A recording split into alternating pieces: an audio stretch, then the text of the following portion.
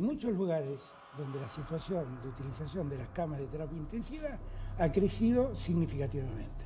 En el AMBA, en Ciudad y Provincia de Buenos Aires, tenemos una ocupación alta. Estamos extremadamente preocupados porque la situación es grave y porque nos sentimos solos.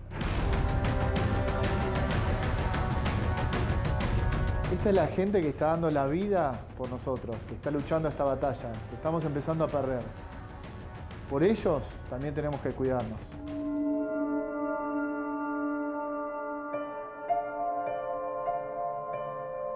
En una guardia de los días lunes, el día 10 exactamente, ingresa un automóvil a los bocinazos y a los gritos. En un estado de urgencia. Exacto, típico de una guardia de hospital, con, bueno, gente gritando, desesperada. Nosotros teníamos un compañero traumatólogo, una excelente persona. ¿Cómo se llamaba? Luis Honing. Él, cuando él estaba pasando por acá, escucha esa situación y acude inmediatamente, así como estaba. Sin elementos de protección. En ese momento no los tenía. Se metió dentro del auto junto con el hijo de la paciente, cargaron a la paciente, la subieron arriba de una camilla. Él estaba sin elementos de protección porque no estaba atendiendo en ese momento. No estaba atendiendo en ese momento. La empujó la camilla y la llevó hasta el último box que tenemos acá, que es el shock room. Empezó la reanimación pulmonar, inmediatamente acudió una compañera nuestra. ¿La paciente estaba en paro? La paciente estaba en paro cardiorrespiratorio. Estaba en paro. En un estado de urgencia total. Total, exacto, extrema. Acudió una compañera nuestra, que es la doctora Guadalupe. Empezaron entre los dos a hacer la reanimación. Estuvieron un rato largo. La paciente salió del paro cardiorrespiratorio. La paciente terminó hablando. La reanimación fue efectiva. La paciente salvó su vida. Salvó su vida, exactamente. Él salvó su vida. Él salvó a la paciente. Salvó a la paciente. En un momento se dio cuenta, después que no tenía el barbijo, se lo remarcó la doctora compañera.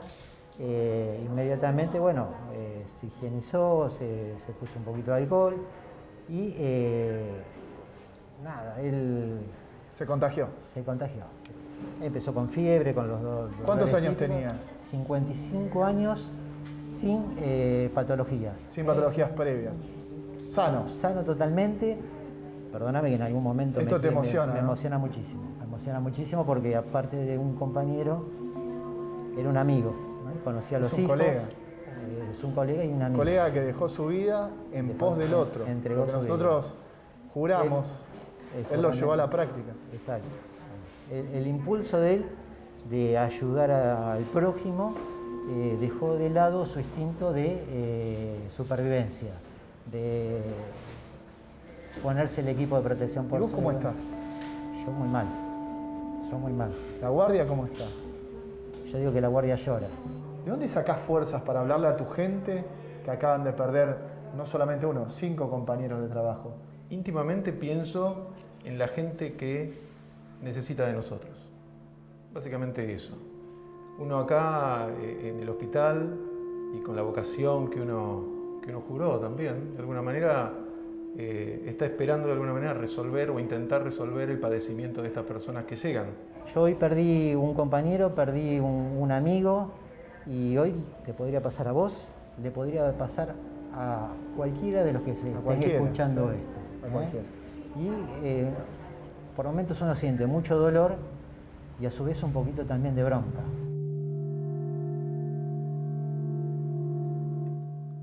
Pues imagínate, Sole, cómo estaríamos nosotros si aquí en el canal hubiera 5 muertos en lo que va de la pandemia.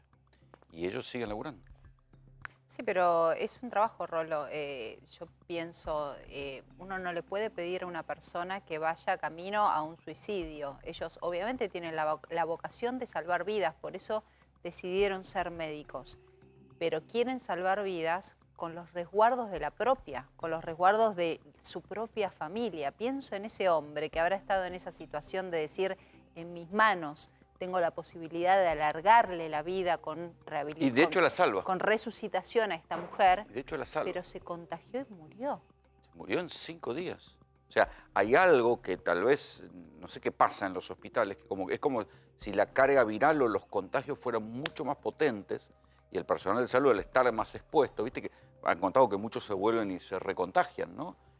Pero algo más, hay como una cepa más potente, no se sabe por qué, o yo la verdad no lo logro entender, pero fíjate que son cantidad y cantidad y cantidad los casos de personas de salud que se contagian y mueren.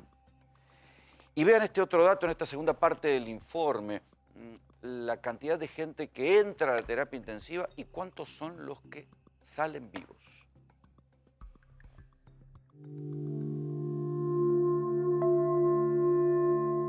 ¿Cómo está el hospital con respecto a los recursos, tanto recursos materiales como recursos humanos, para enfrentar esto? El hospital está con una capacidad plena de ocupación, más allá de que nosotros prácticamente triplicamos la capacidad operativa de terapia intensiva, se sumaron respiradores, monitores, camas de última generación. Lo que no se puede sumar es el capital humano, digamos, el recurso humano, que está capacitado como para atender a esa cama. En este último tiempo, Alejandro, ¿notaron mayor ingreso de pacientes más graves?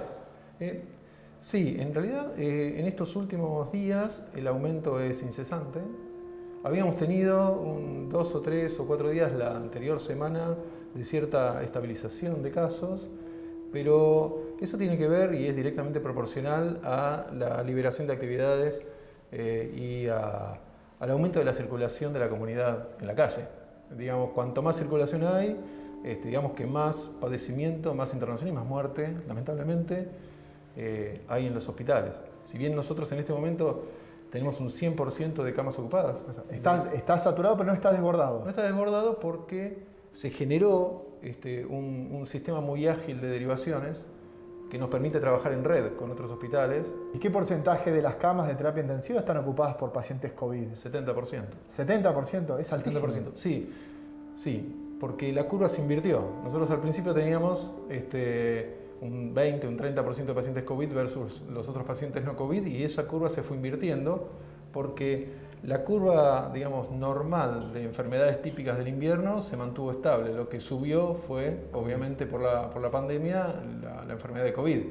Si bien nosotros aumentamos el número de camas, casi todas se fueron ocupando con pacientes COVID. ¿Cuál es el tiempo promedio de internación en la unidad? Y lamentablemente es largo el tiempo. Uno habla de entre 20 y 25 días de estadía de pacientes COVID.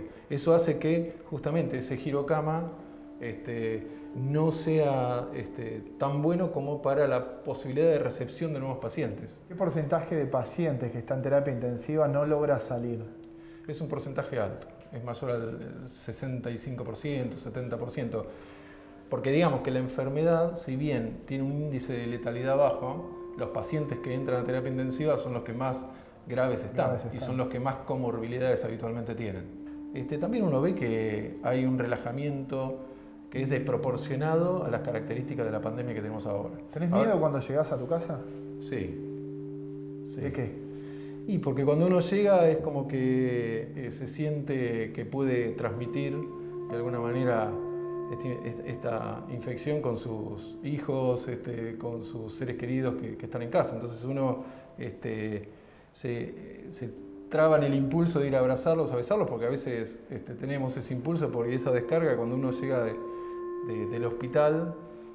Si bien estamos acostumbrados, porque somos médicos de hace muchísimos años, pero digamos que en esta etapa es más duro.